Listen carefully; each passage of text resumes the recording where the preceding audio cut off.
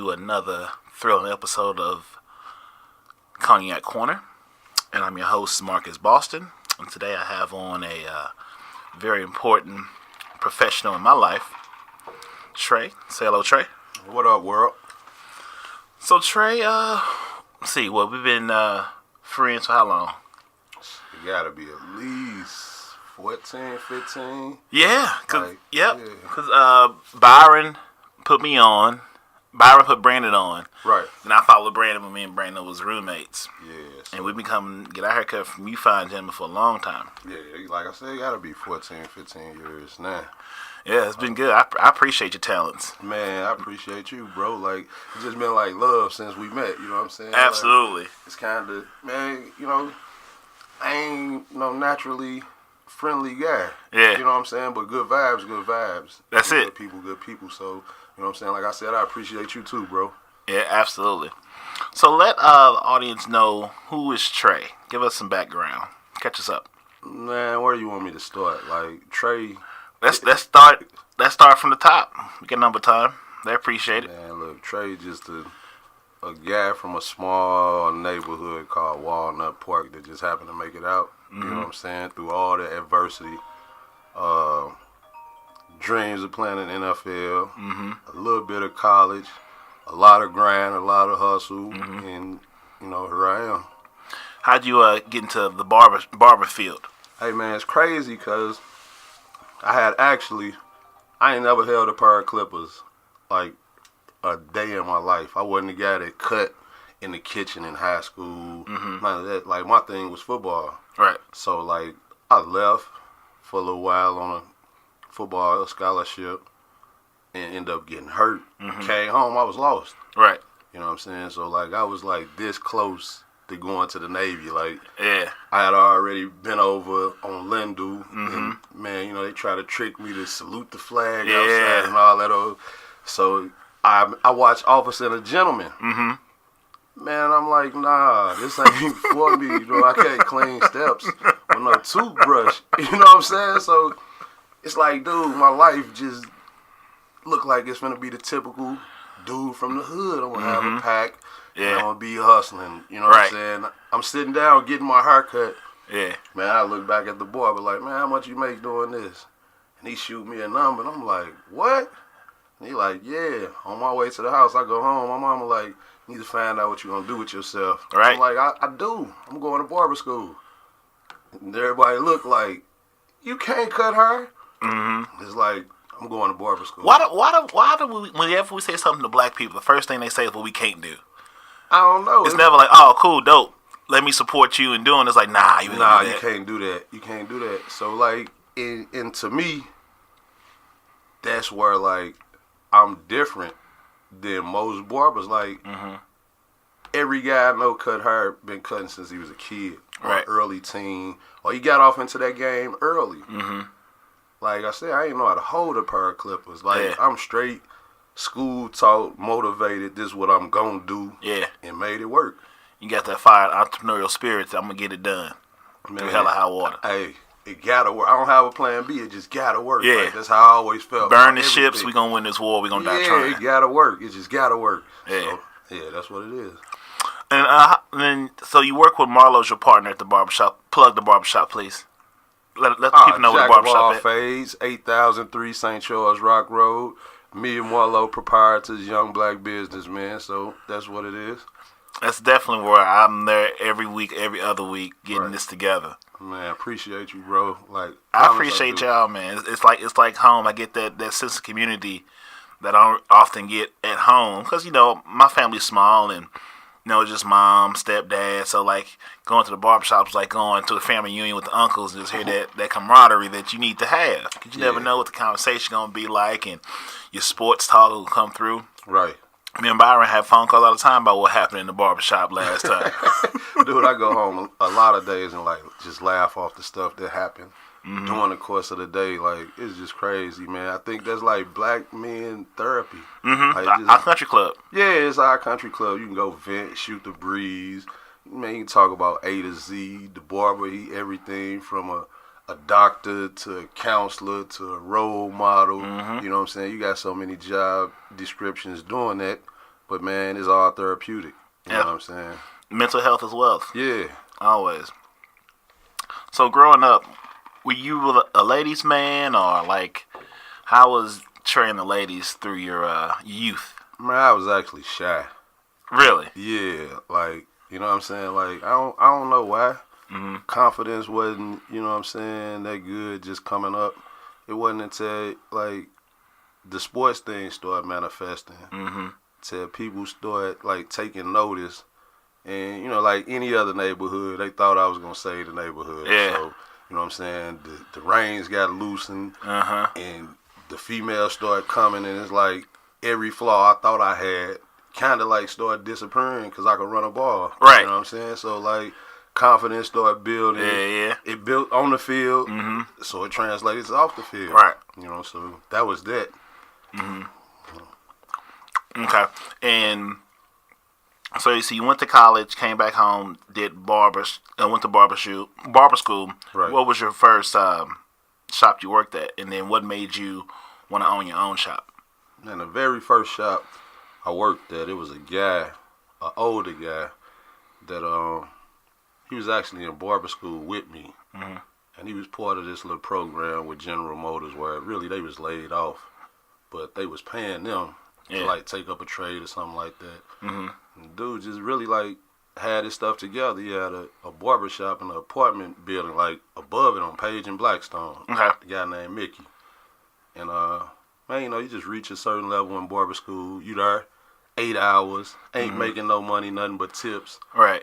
And it's like the closer you get to graduation in barber school, it's almost like the better you are than the guy that just coming in barber school. Yeah. 'Cause you learned a few tricks. Right. So dude really, now that I know, you know, I was looking at, I could rent this chair out, but I get dude a shot, man. Like, you want to work in the shop? I'm like, yeah. So we was on like 70-30 commission. Every 10 I make, I keep 7, get him 3. Man, and that's where I started. Like, man, I wasn't no good. Like, for real. I wasn't no good. You know, like, in barber school, I was the man. Yeah. Cause I was in, like, the top tier, getting ready to come out. But I started being around guys that had already been doing it 10 years. They living off it. Yeah, right. And I'm like, my cousin don't look like his. And, you know what I'm saying? I was the dude, like the old man on barbershop, you know what I'm saying? Yeah. Everybody else kicking it on the Saturday, and you had the first shirt, nobody there. Yeah, I'm watching, man. Like, you know what I'm saying? I might have made like $50, $60 on a Saturday. Damn. Yeah, so you imagine what Tuesday like. Oh, man. Jesus. Shit. Yeah. Goodness gracious. And then how did you and Marlo end up getting the first shot together? Like, what was that plan? Yeah, linking up. We had a mutual friend that wasn't even into the barbering thing. He was just trying to build, you know how Universal was, the mega shop. Yeah. You know, it was once upon a time, that shop was full. Everybody, every chair in there, 12 booths was full. Yeah. So, like, dude just, like, promoted, and I was at a little rinky-dink shop. The money was cool, but the location wasn't that great. And I was cutting dude her, and he like, I'm opening the shop, and I'm like, all right. Just really blowing him off. I'm going to come and see what you're working with, man. And went. And it was it. Like, it just felt right, so I stayed. Yeah. And, man, just to enlighten you on the story about Marlo. Absolutely. My daddy and his daddy was best friends growing up. Small world. I didn't even know Marlo when I went to that shop because we hadn't seen each other since we was like kids. Right. So it's like the first time my father came in that shop, I don't even think, you know, he know who Marlo is. And he just look at him, he like, what's your father's name? Yeah. Marlo like, man, you don't know my daddy. My daddy deceased. I'm like, your daddy name Tony? He like, yeah. He like, your grandma name so-and-so, your mama name so-and-so. Marlo like, yeah, what? He said, man, you two cats used to play together as kids. Yeah. Like, so it was like a friendship that was already formed. Right. And we ain't even know about. Reignited as adults. And y'all start getting that money together. Yeah. Okay. And from that point, so now we're Universal. You moved up to Jack of All Fades, which who came up with that name? Hey, man, it was kind of like both of us the night before we opened. Like, we had been struggling. Like, we had done all the work. Yeah. And just didn't have a name because we ain't had an awning order. No way.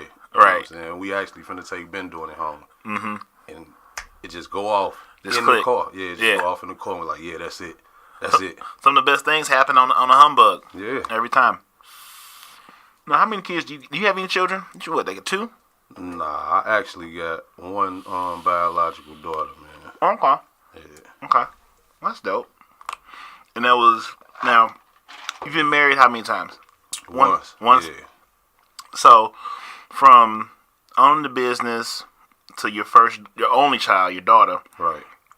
How has your approach with women evolved, and what are the ups? What are the most glaring lessons you've learned in dating pursuits, as from a young man to the adult you are now?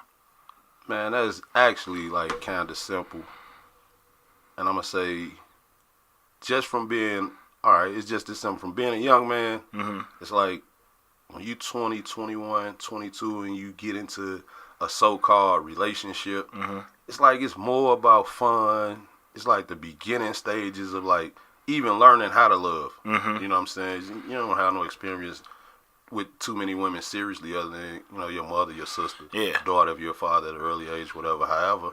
But it's like now at 43, I understand what I need in a woman. Right. So it ain't so much as wants no more. It's needs. Like, I still want her, but I need her for different things. So I would just say, as a young man, you don't even know what you want in a woman. Like, nice looking, whatever your thing is. If she got nice breasts or big rear end, excuse me, whatever the case may be, we tend to fall for that early in life. But as an older guy, like now, like I said, I'm 43. I know what I need in a woman. Like, I still desire certain, things in a woman, but I know what I need in a woman now. So that's about the biggest thing, man. What do you think your influences were growing up? And do you think, I know for myself, like, my perspective with women and dating mostly comes from being raised with my aunt and my mom. So I always had that high level of communication between them, and I listened a lot. Right. I didn't have a lot of uncles and cousins on the male side to give me that almost that blind aggression to where, like, you sort of objectify women and you see them as items first, then women. I was always the flip side. Right. And in the struggles I have with that is that there's a socialization and a bridge that they're expecting, because we think, they categorize men as savages and aggressive, where I'm coming in on, like, I know you're a woman, you have a story, you somebody's daughter, cousin, whatever, and I want to appreciate you as that, and that gets lost in, like, I'm not trying to get it, you know what I'm saying? Right. So I think growing up, not having that male role model to teach those little tricks of the trade of how to properly talk, saying compliments, things like that, sort of hindered me growing up. I think early 20s and so forth. So maybe after 25, I realized that women know what they want from you when they see you. Right. So you have to be very clear as a man that if she's not buying what you're selling, you keep it moving. Right. And I definitely spent a lot of time allowing myself to be friend zoned, because I was like, okay, I'm a prude to her. She hit me with let's be friends and see where it goes. No, you don't that don't work. Hey, man, I just told a female the other day, dude, like, ain't no such thing as a male friend. Like, you only being a friend because you being placed in that box. Yeah. Like, and I told her, like, if you ever want to know if this guy really your friend, do like you do with your girlfriend. Women get dressed in front of each other all the time, and they can compliment each other. It ain't on no, freak type, homosexual type thing. Get undressed in front of that man and act like you want to take this out the friend zone. And he more than willing to go. Yeah. Like, but he just only there because you keeping him there. Yeah. And I won't say wasted, but I've learned some lessons in playing that role for 2-3 years. Eventually, being there long enough, what I wanted happened. Right. But, what did I miss out on by focusing on somebody that didn't want me the same I wanted her? You know what I'm saying? And, like, I have great women friends that from jump, that's all we was going to be from jump. That's my sister. Right. And I think my mom, and on the flip side, she has male friends that are strictly that. I think seeing her properly handle relationships allowed me to say, oh, I can do this too. Right. But once those spots are filled, I'm not hiring for no new friends. Nah. That's not what we're hiring for in the store. Either you with it or are you not with it. I just think it's important to, especially now and I still get baffled when I see these young guys just talk crazy and the bitches and hoes. I'm like, that's not gonna plan out well for you, bro. Like you gotta have a balance of respect, but also assertiveness.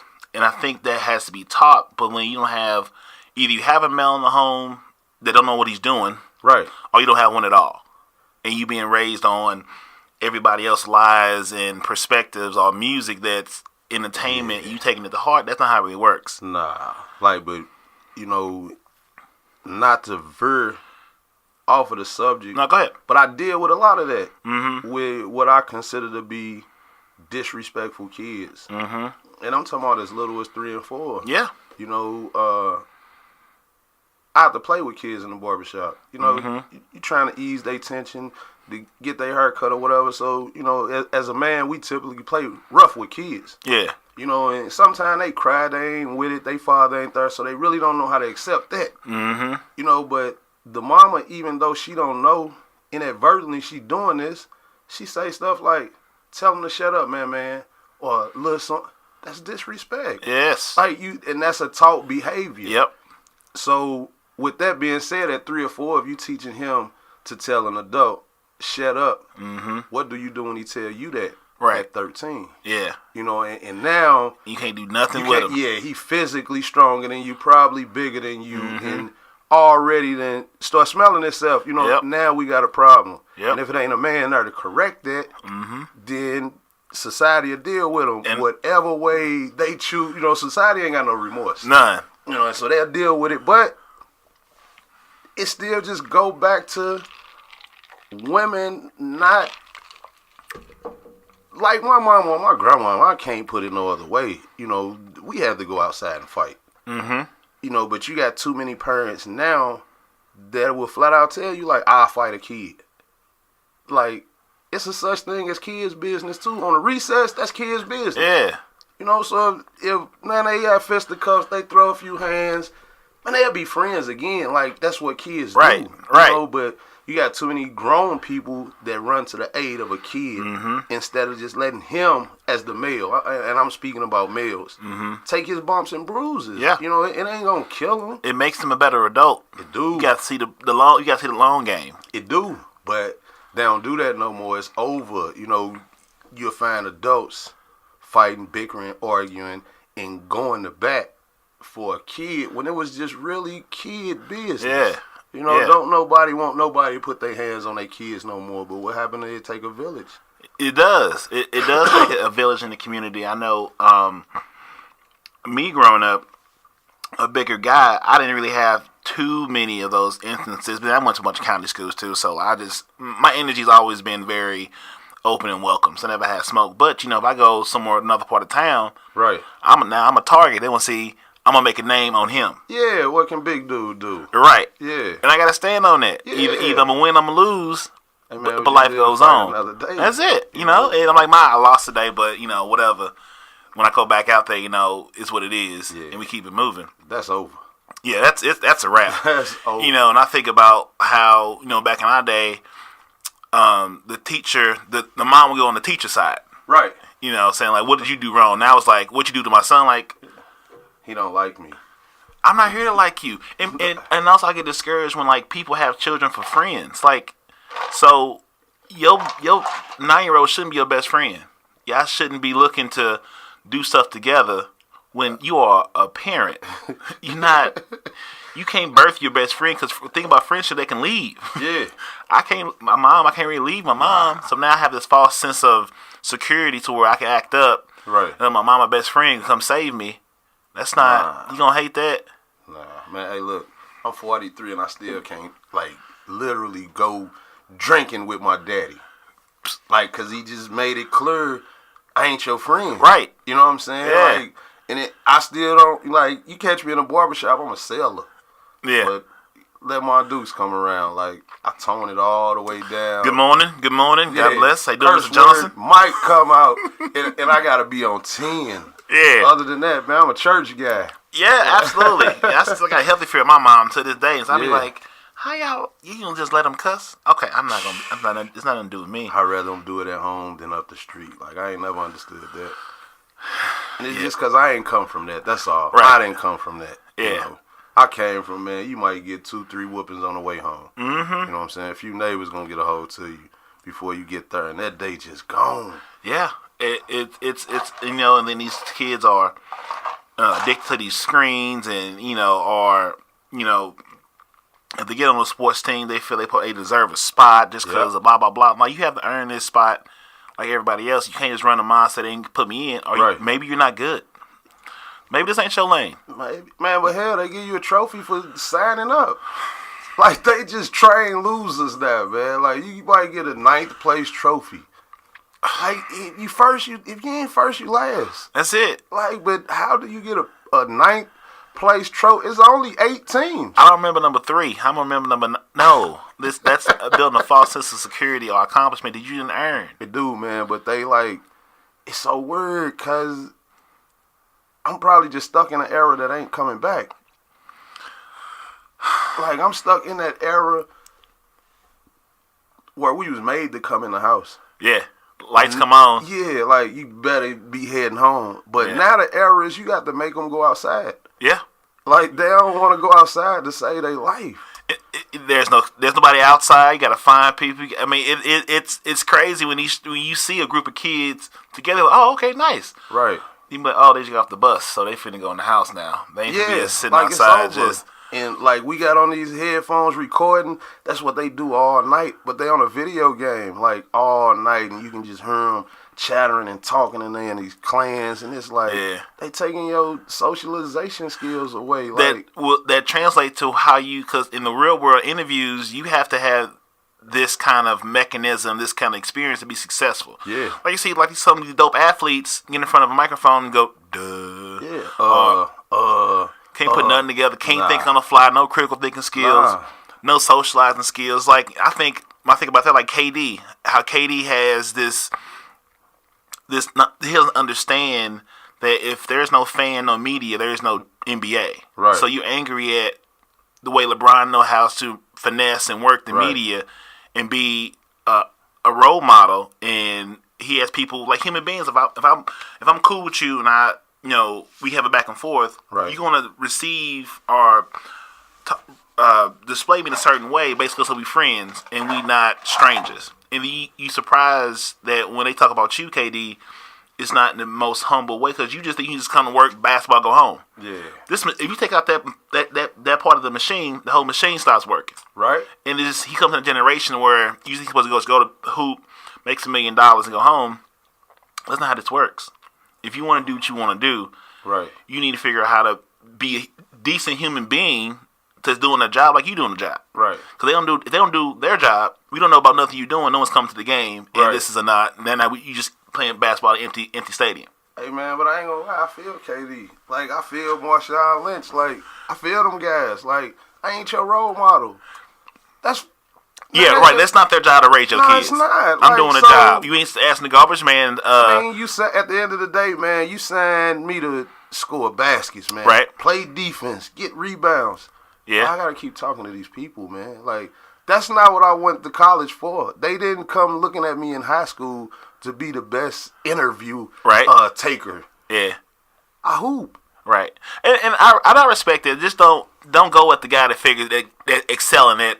That's just who he actually is. That's a form of hating. Yeah. You know what I'm saying? And just because he's that's a form of hating. Comfortable talking to people and he has a bigger goal besides sports to be. Right. Don't be mad that they gonna cover him a certain way and not cover you that way. It's just what it is. He's being him. He's being true to himself as much as you are. So, like, if you don't want to be in front of the microphone, cool. Just say I'm good. I'm gonna do what I have to do. Leave it alone. Don't be like, so I don't get fined. He over there talking to them writers and shit and blah blah blah. Well, he's comfortable doing it. You chose not to have that lane, and that's cool. But don't put the hate on there. Guy. Right. Yeah. I feel it. That's my thing. Yeah. So where we at now? So how old's your daughter? She 18 now. Damn. Yeah, 18. Getting old, man. Oh, getting man. old. 18. Yeah, man. So how do you? What's your philosophy on raising a daughter in this world these days? How do you navigate boyfriends and? I think it's punishment. Like, I think for every man that ain't been like the typical man to women, he gonna get a daughter. Yep. All the hoes get daughters. Yeah. You know what I'm saying? So I got a daughter, man, and like it's hell because I'm like super protective of her. Right. But at the end of the day, I'm a parent. Yeah. You know, and the inevitable is bound to happen. So all you can do is, man, try to talk. And then, like, again, I'm from an era that ain't coming back.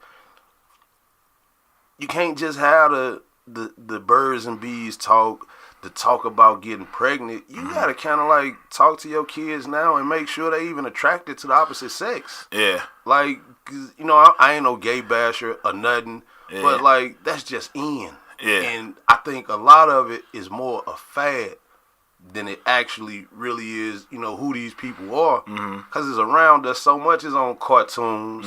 It's on TV. You know, so, I mean, to each his own, man. Like I said, I ain't no gay basher. None of that. Like, I know some gay people. Ain't my cup of tea, but like, who am I to judge? Right. You know what I'm saying? Good people still good people. That's it. And that's it. You have to have that talk with your kids, like, and like I said, just make sure she even attracted to little boys, because it's natural. Yeah. You know, and I just have to just keep telling them, you know, baby, don't get in the car with everybody. You know, so absolutely, I got her a car. Yeah. You ain't got to worry about saying you had to. Right. No, you didn't have no, to you do didn't. that. You know, so it cost me on the front end, but hopefully it'll pay off on the back end. On the back end, yeah. Yeah.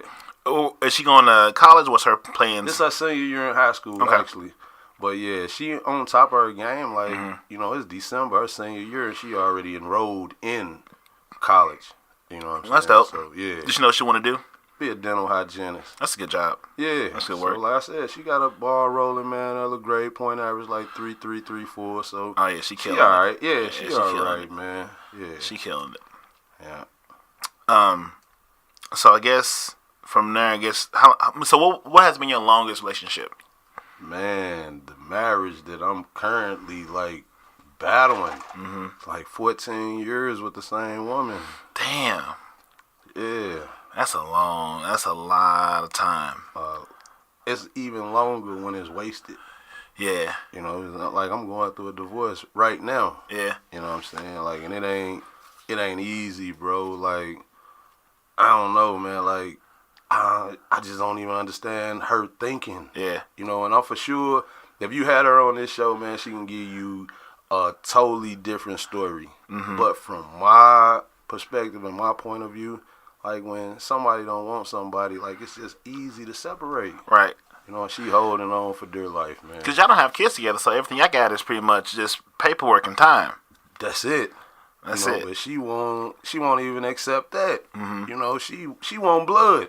Damn. Yeah, she want blood. She want blood in the streets. Yeah. She want payback. I don't want no static, though. She want all the smoke. You said, I ain't got no wood for the fire. Nah, man, I just want to go on with my life, man, enjoy myself. Like I said, man, it's just, you know, a lesson to the fellas out here, man. Like, if she won't rub your back now, man, she definitely ain't going to wash your tail later, so.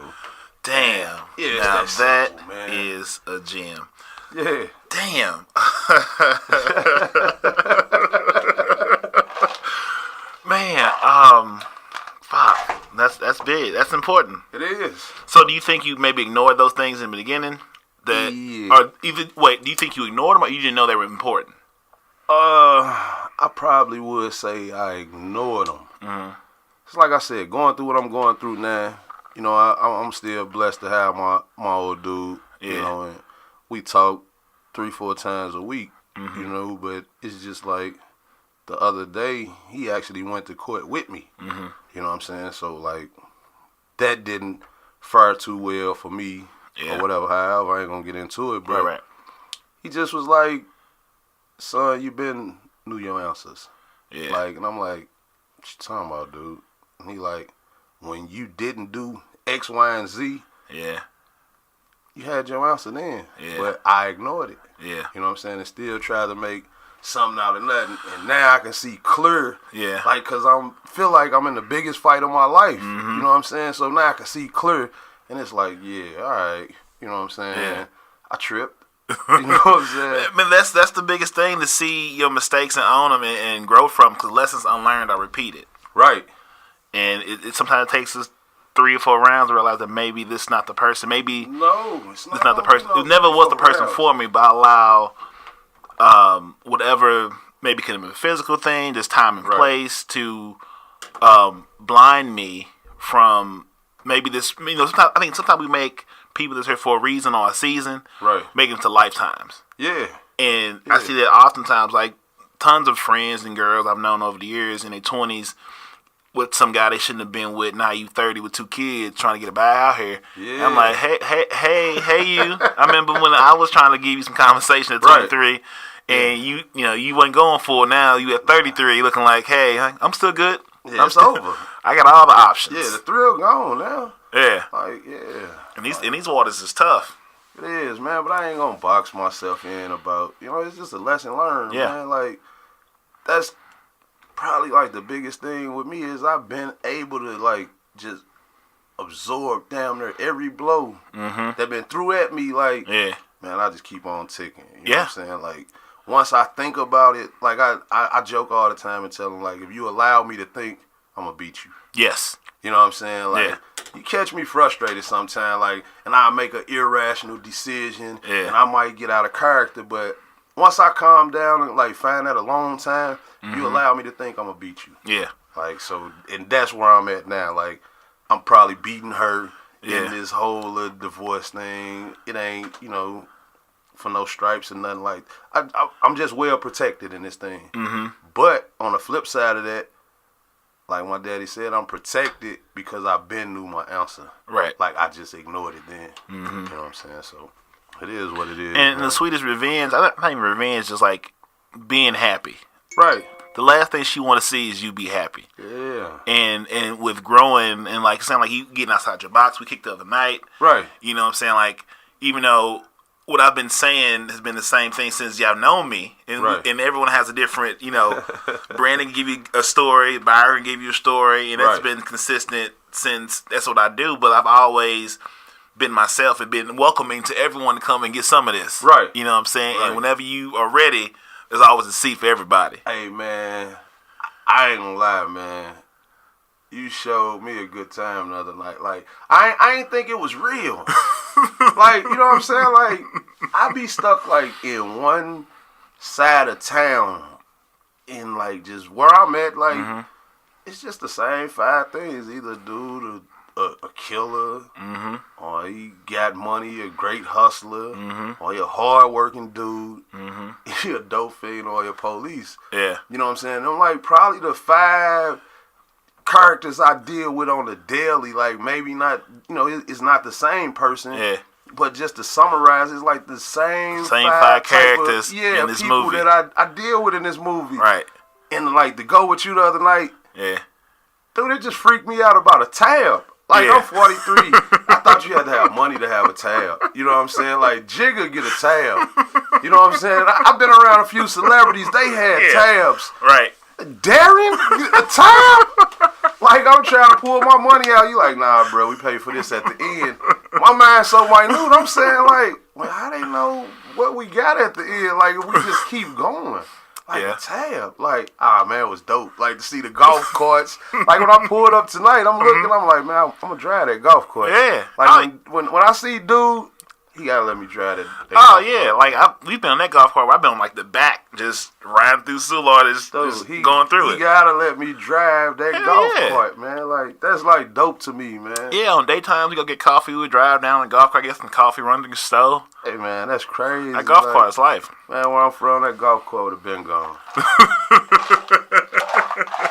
For real, like, he got his parked out there. Like, I don't know if it got an alarm or not, because I don't want to be the one that make it go off at somebody's golf cart. But now, some of the fancier ones in Soulard you see like a boot lock on there, because those can disappear, right? Possibly, but then where you gonna wait to where? Yeah, you know what I'm saying? It ain't fast enough to get away, right? Once you leave Soulard, you're just useless, right? Know what you gonna do, But people want to protect their investments, right? And I think my comfort is like when I went to Brentwood, and Brentwood's off of that's like that's I was the only black guy in my graduating class of 60 in 03. Now, the only one. Only black guy. There was a mixed guy in that class. Right. I mean, him still cool. He's in Arizona now. He went to the military. Yeah. Met some girl, got married, had the 09, and now he on the other side of that. Right. Better person for it, but he went to the military and went through that whole thing. And we gonna hang out when I think he's coming, teaching a class or something, and I think he said Memphis, so I'm gonna go hang out with him. He gets back this way. Right. But like in high school, I wasn't getting no play from the black girls. Right. I ain't getting none. I mean, I was always a big fresh guy, regardless of where I was at. Right. But the girls I was attracted to, they were black. Either one of the guy that was older. Right. Or he had to have a car. Ah, yeah. Or he went to some city school. Ah, yeah. So I didn't get no place, so I go where I was welcome. That was right across the street to Jessica's house. Right. Rachel. And luckily I lived close enough to the county to where I didn't have a car then. I didn't get a car until I was 25. Thank God. If I had a car earlier than 25, there's no question I had at least some 7-year-old little mixed babies by now. No question about it, because they was getting it in. Right. Early 20s. I had a curfew at 1:30. I had to get home. Right. I was like, well, I ain't got no daddy house to run to. Right. So mom say 1:30. I need to be heading home by 1. 1:29.5. Yeah, because I can't afford to not have no home. Right. And I got to go. So I hear all the stories the next day of who did what with when from last weekend. I'm like, damn, man, I missed it. I'm like, and everybody that made it to the party now got a kid or two. Parents. Still trying to figure it out at 30. And I was like, well, so what you doing this weekend? What I want to. Right. Because I had to go home at 22, 21. Yeah, I was out all night being foolishness. So that's how you became Mr. Sue Lord. I had no choice. Right. And I was close, so I'll be the guy that, be like maybe me, one or two other black guys, but I was most consistent fourth because I was close by and we made it work. So I go in the house, go in the kitchen. Hey, Miss Becca, how's it going? Hey, Darian, we got some. Hey, sure. Yeah. I'll drive the car. I was like, I ain't got no license, but I'll drive this motherfucker. Right. They was cool. So that was high school. Then I had a friend of mine that had he went to school in Brentwood, but his mama lived in Ladue. So me and him was sort of like the outsiders of the clique. Yeah. So he'll pick me up because I was the personality, I was the plug. Right. But he had the car and the money. I was like, cool. Right. If you fund me, I'll be the funny guy. We have a good time. Yeah, I get us. We all win. We good to go. I'm American Express. I'm accepted everywhere. Oh yeah, I seen it. I ain't gonna lie, I seen it for myself. Like, man, I heard a lot of guys saying they got something on lock, and then you go and it's like, yeah, all right, you got it on lock. Yeah, this is what you call lock, but. Dude, like I'm seeing guys like, hey Darian, hey where man, Danny, Darian's here. And I'm like, man, he Mr. Sue Lord for real. Yeah. Like, for real. Like, this guy got some clout down here. Man, knock my socks off, Jack. Man, it's been good. Then I think 20s. When I got my car, that was at 25, and I had a Cobalt. You know, couldn't tell me nothing. It wasn't the bus. If you want it, we'll travel. Right. I was out here. But at that point, I was pretty mature, so I had some understanding of what I wanted and where I was going. Right. And I was like, and for me, I had no problem. I didn't need someone to go with me to explore. I just go. Oh, yeah. You know what I'm saying? Then once I put my stick down, I say, hey, we here. Yeah. Come on down. They be like, oh, he got more friends? Like, yeah, we good. All my people good. Right. And here we are in Sue Lord. Yeah, see, I wasn't that guy. Like, you got to gas me up to go somewhere. I'm to myself. Mm-hmm. Probably selfish. Like, man, what I want to do, I don't want to do it. You know what I'm saying? So, found myself by myself a lot of times, man. But like I said, man, the other night, man, just made a true believer out of me. Like, I will never doubt you again. Not in the city limits of Sue Lord, at least. You know what I'm saying? Like, you are Mr. Sue Lord, if nothing else. You know what I'm saying? Like, damn. Yeah, and that, I mean, Sue Lord is definitely home. Right. More than anywhere, but like I've done this shit out in St. Charles or done it out in St. Peter's. Like, I've always had these situations that allow me to go to different environments. And, initially I'm always quiet. I want to get the layout and see where I fit in. Right. And once I get the vibe, then I'll make my presence known. Right. You're not gonna miss me no way. Right. You know what I'm saying? I want to make you comfortable with me because I'm already comfortable with y'all. Right. And then when I get the vibe, okay, cool. And like I really haven't even really touched deep, really put my shovel into the sand for real in Sulo. I've been here for a minute, and I've had some good runs. Right. But I ain't had that Hall of Fame run yet. Man, it's coming. It's on the way. Like, it's coming. You a first ballot, like, Hall of Fame around these parts. Like, I can see it coming, Jack, because your number's going to go up. Yeah, like, yeah. Because I have Barry Bonds numbers probably 2013, 14, 15. Yeah, what I'm saying. And like, that's without the LaBalco thing. Yeah. You know what I'm saying? So your record ain't gonna be tarnished. He's probably gonna be a first ballot. No question. Yeah. And it's a science, like, I'll go between. I mean, most of my experience is dating white girls. It is what it is. Right. That's just where I was welcomed into first. Okay. And then there are two different approaches. It's like comparing the Winter Olympics to the Summer Olympics. Right. And you sort of got to understand the nuances in the approaches. Like the handful of black women I've had and really got close with, like they were looking for something different. They've had their trials and tribulations, and I was that familiar but different. Right. And then I exposed them to the same world. Like, I know this was here. Like, I know. I know you don't know this. Yeah. I know you don't know. Man. And they have the same bit. Like, I can't. Like, gee, I got it. Don't worry about it. Like, whatever you want. Hey, man, because most of us, we like boxed in. Yeah. We boxed in. Like, if you ain't go to the little DSEG program or whatever, like, the only white people was in our neighborhood was police and dope fiends. Right. So we wasn't really exposed to that. Like, me personally, I've never been with a white girl. Mm-hmm. Like, I feel out of place around them. Mm-hmm. You know what I'm saying? I got a couple of white buddies just from being bused to a school on the south side, like in middle school. Yeah, probably only keep in touch with one of them. Yeah. You know what I'm saying? He like this big shot realtor, so I done purchased, a house or two through him or whatnot, but as far as the go out drinking and keeping, the socializing, that type of relationship, like, I just stay where I feel comfortable. Right. And like, even with you the other night, like, it wasn't no sign of trouble, but I'm uncomfortable. Yeah. Because... And I say being uncomfortable is mean you're growing. I mean, because if you're comfortable, you're not growing. Right. And it took me a while to understand that philosophy to where if I'm comfortable, I need to be doing something more. Right. You know what I'm saying? If I'm uncomfortable, cool. I'm learning.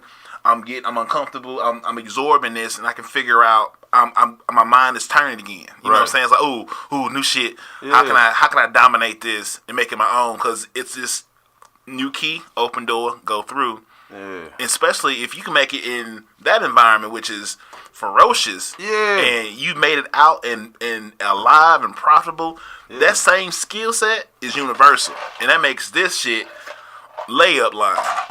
See, and that's what you jumping out the gym. That's what I'm telling. You know what I'm saying? Like. And that's the same thing even with Brandon and Byron.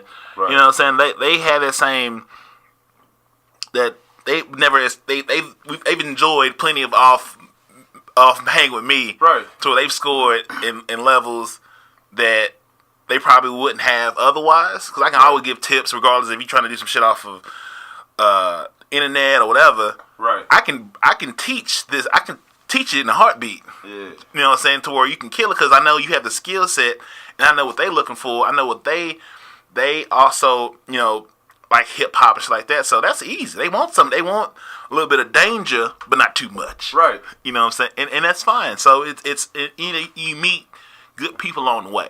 Yeah, see, that's all like Facebook was supposed to be for networking, but it then turned into, drama and fuck book. Yep. All type of, what I'm saying, what the platform wasn't there for. So really, like, my thing is, I'm trying to tap into a different world on some money. Like, you know what I'm saying? Like, I ain't trying to be stuck where everybody else, like, I always been the kind of dude to, like, when you get wind of what I'm doing, I already done it. Yeah. You know what I'm saying? I done already done that. Like, you catching the last of the fumes over here. You know what I'm saying? So I'm trying to tap into another market, man. Like, it ain't about no woman, no female, none of that. Like, man, I'm trying to get me some money on some big things. Like, you know, man, what's the sense in owning a barbershop when you can own a franchise? Yeah. You know, and I can't speak for nobody else. I bust my ass to get my credit up to damn near 800. Mm-hmm. But my mind thinks so minute. It's still North St. Louis, inner city kid. And my thought, I mean, I've always cared about the barber industry. So a couple of ideas I had was like, think about the black kids, mixed kids that live in the county. They ain't got no barbershop. They might not have no cousin. Yeah. You know, why is there not like a great clips for black people? Right. You know, that we don't all have access to barbers in the city, and then barbers don't even have the same network between each other. You know what I'm saying? Like each individual barbershop is its own, but like we can always do more together than we can ever do apart. Yeah. So I always wanted to create something where it's a network of barbers on the same page, promoting the same way to build as a collective for, especially for the entrepreneurs that have their own shop to at least work in the community. Then on the flip side, open up, you know, black people version of Great Clips to where if I don't have a hood pass, I don't know how to get there. I can still get it. I don't look like Tim Duncan or Tiger Woods, but I have a black texture of hair. I can't go to Great Clips and get a fade. Nah, ain't gonna be right. Nah. They don't have the skill sets for that. I don't need shears. What are you doing with those? Right. You know what I'm saying? But my mama white and my daddy whatever. I live out in St. Charles. I need a haircut. Yeah. You know, that's something that's untapped. And I also think in regards to distribution of supplies, like first I think of out of barber school, how do you find a available barber? Like where do you have to put in the footwork to figure out who's hiring? There's not a network to say, okay, these barbers are hiring this and other. There's none of that. You have to hopefully have the network through word of mouth. Yeah. So there's so much money being lost in those cracks of not having that kind of software system or that platform to where if I'm going to barber school, I get out, I can say, okay, this barber shop is owned by such and such. They prices this. They need to have it your hair.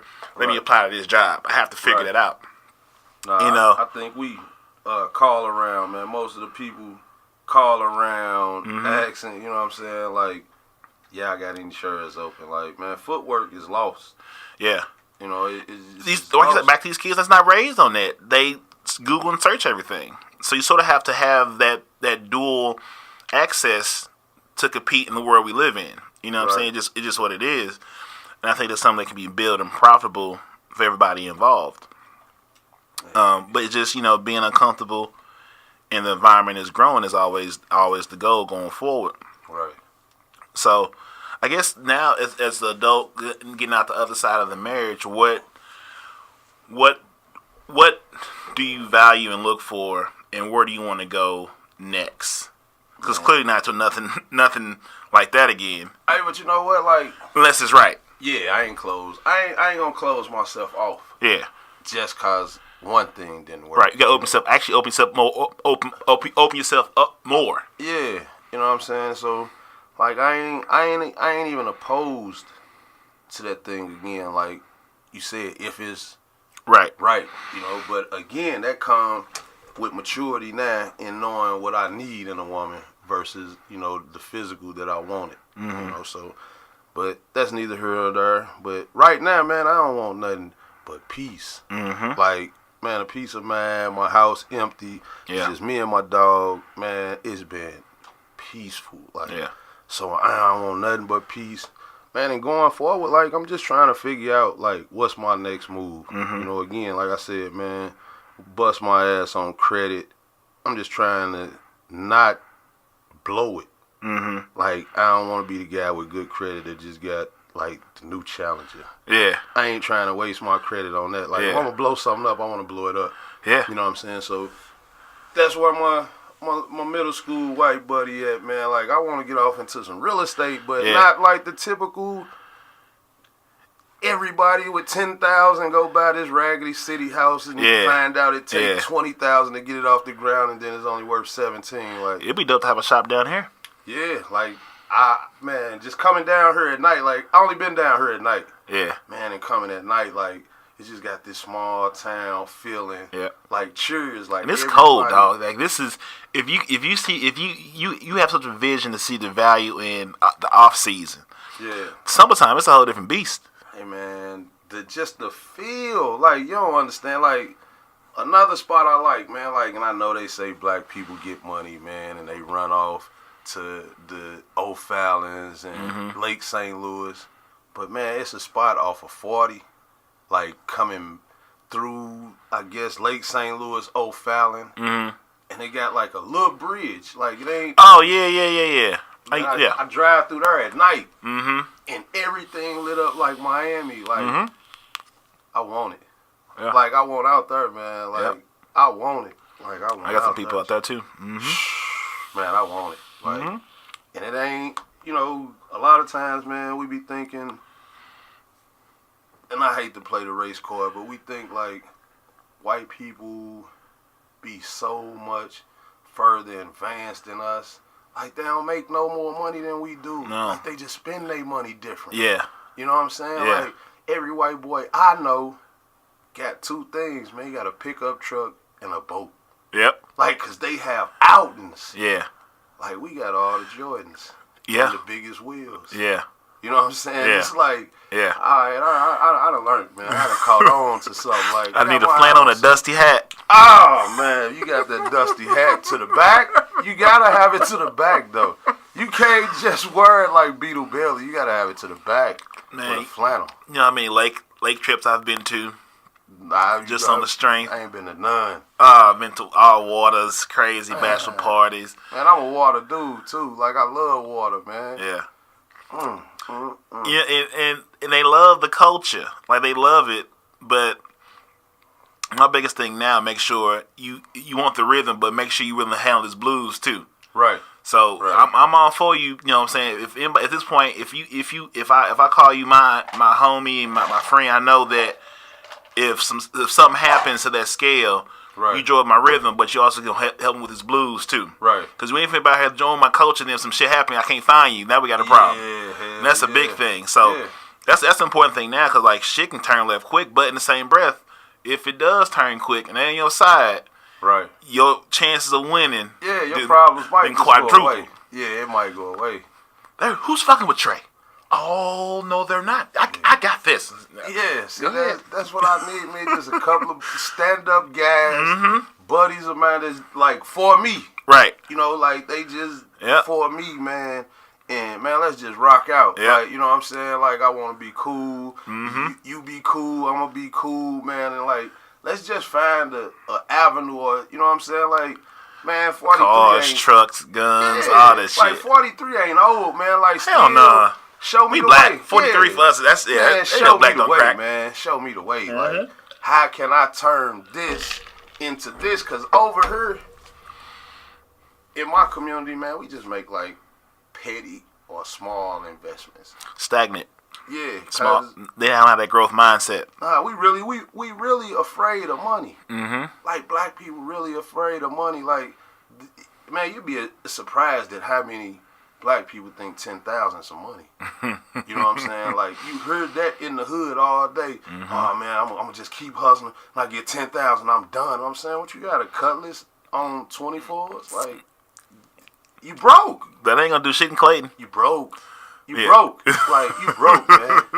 You know what I'm saying? Like, so, like, really, like, my mama suffered from that. Like, scared of money, man. Scared of figures. That's a whole lot of money. You know what I'm saying, ma, that ain't nothing. Yeah. You know what I'm saying? If they gonna give it to me, give it to me. Like, you gonna give me 30 years to pay for it, man, come on with that. Yeah. Like, this little small amount every month to get that, get her. Yep. And I understand, like, you can't kill me about it.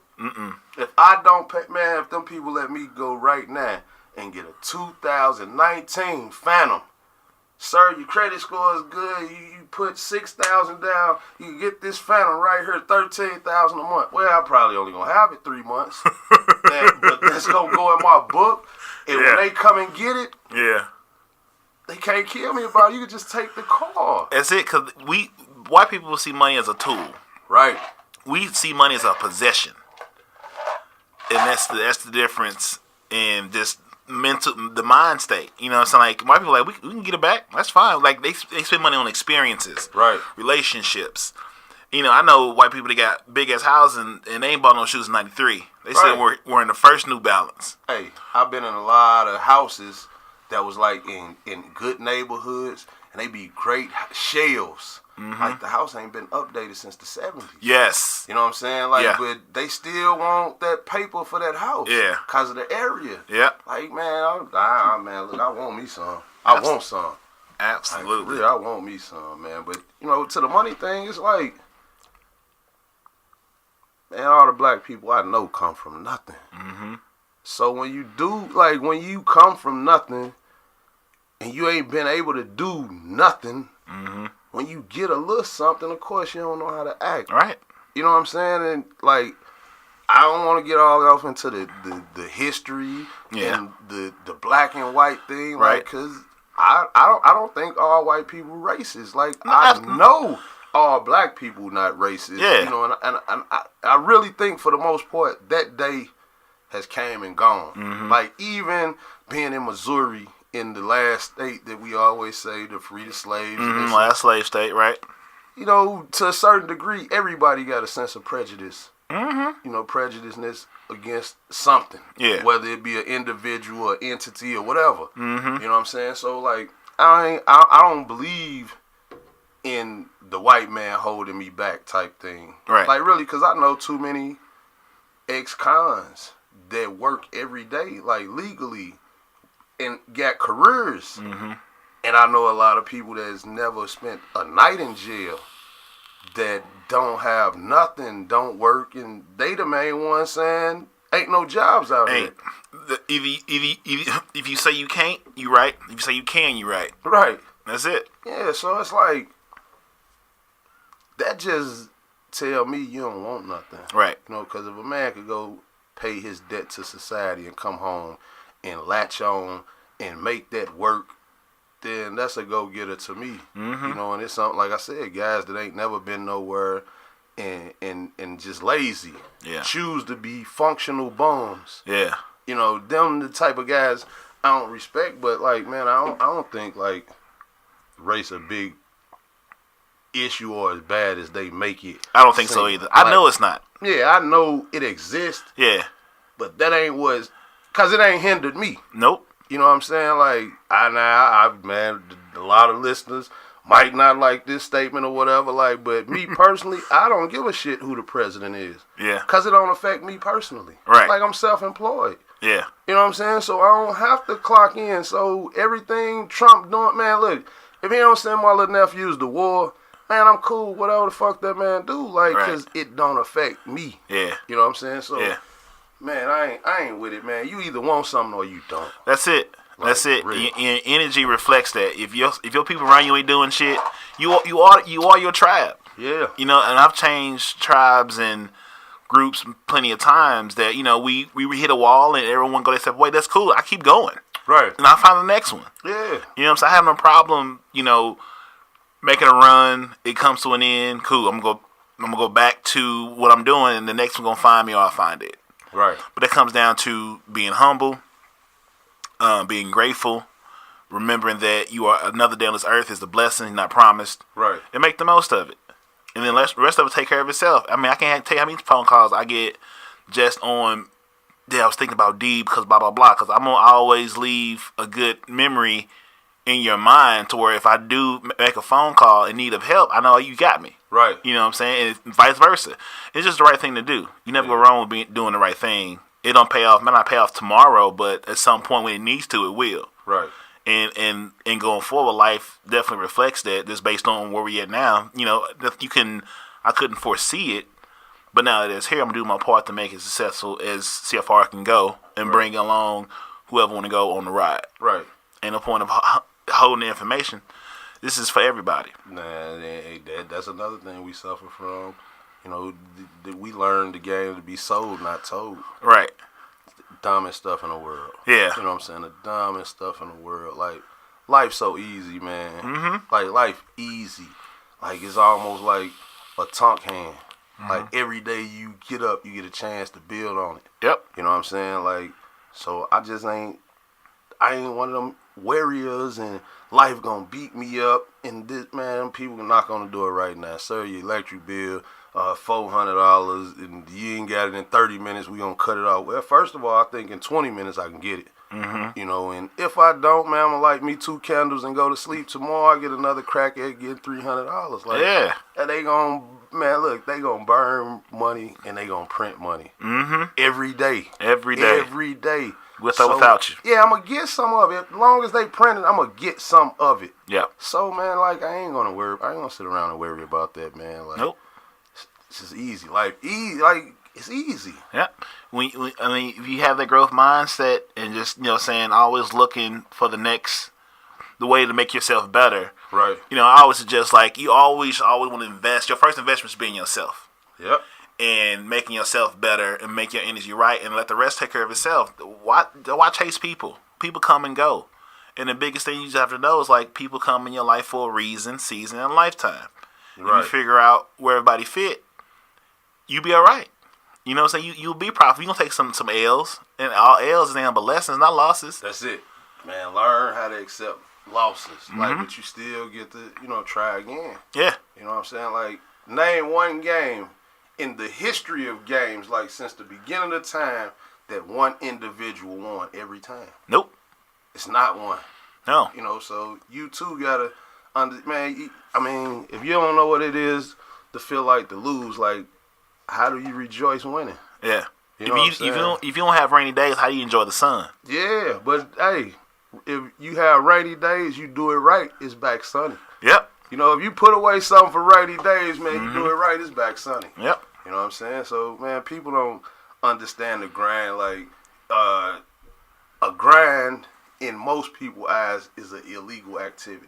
Mm-mm. You know what I'm saying? But it take for people that's actually, like, self-motivated and the hard workers and the people that can challenge their minds and push they self that understand what the word grind means. Yep. But the typical person, man, I could call on the phone right now and somebody, what you doing? Oh, man, I'm grinding.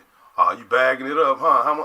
Nah, I ain't doing that. Like, I'm strategizing for tomorrow, playboy. Like, that ain't what we talking about here. Like, every grind ain't illegal. Like, no, it's not. I've been grinding all day down here doing this shit. That's what I'm saying. It's a grind, but you land your groundwork because you grinding. And it is like anything else. If you build it, it'll come. Yep. You know what I'm saying? So you lay down a foundation. You'll look up, man, whether it's 6 months from now or 6 years from now, like, you'll see the growth in where you started this thing from and to where it then developed to.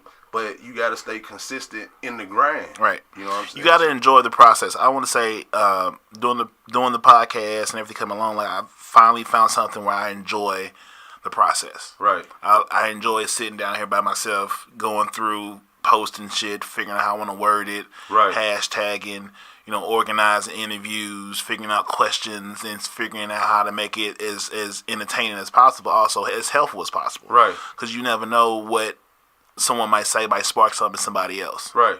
But you have to put it out there and put it in a way that's eye-catching and something that, you have to respect where we live in with a short attention span to get the eyeballs, but make it worth watching. You know, and be consistent. Consistency is everything. Yeah. No one gets anywhere without some level of consistency, but if we enjoy what you're doing, you don't have a problem doing it for free. Right. Because then when the money comes, you ain't impressed by it because you did it for free anyway. Yeah, now it's just cool. Now I can get this nicer shit to do it with. Yeah, hell yeah. But the work, I'm used to lifting these dumbbells now. Right. I ain't gonna lie, I just got nice dumbbells. I was a little nervous at first, man. Like, I ain't never done no interviews or no talk on radio, and if it was like so brief that, you know what I'm saying, it was in and out. I ain't even get a chance to be nervous. Yeah.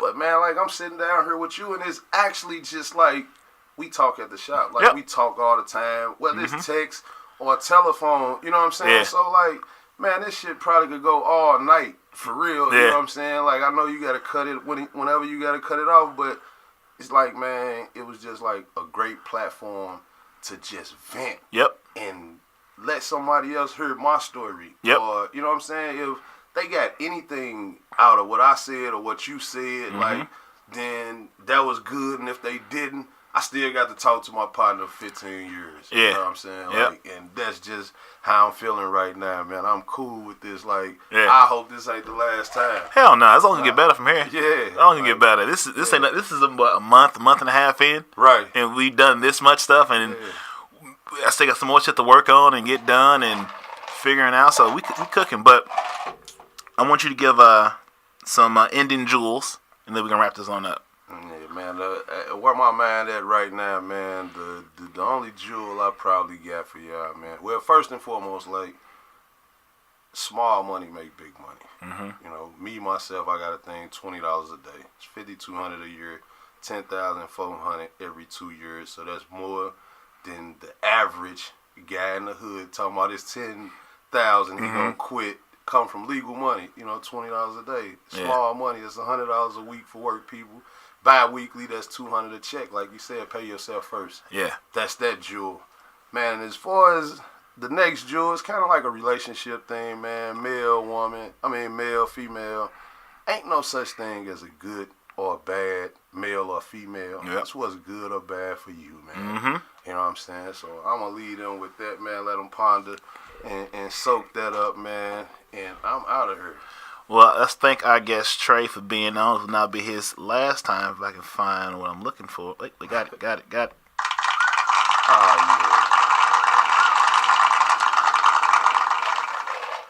Well, this has been an episode of Cognac Corner with Marcus Boston and my special guest Trey. Until next time, people, love yourself, love each other, and be great. Have a good night. Marcus, darling. Hey, how you doing? Hey, I don't have any bad news.